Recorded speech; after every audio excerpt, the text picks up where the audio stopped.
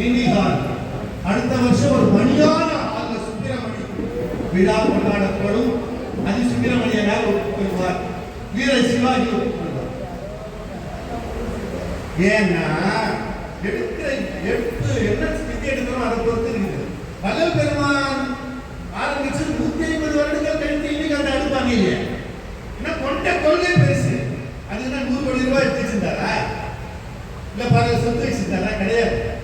உண்மையிலே பொருள்னா என்ன? நம்ம நிச்சயம் ஒரு 1000 சரக்கு பொருள் ஆயிடுமா? என் பின்னால ஒரு 1000 பேர் இருந்தா பொருள் ஆகுமான்னா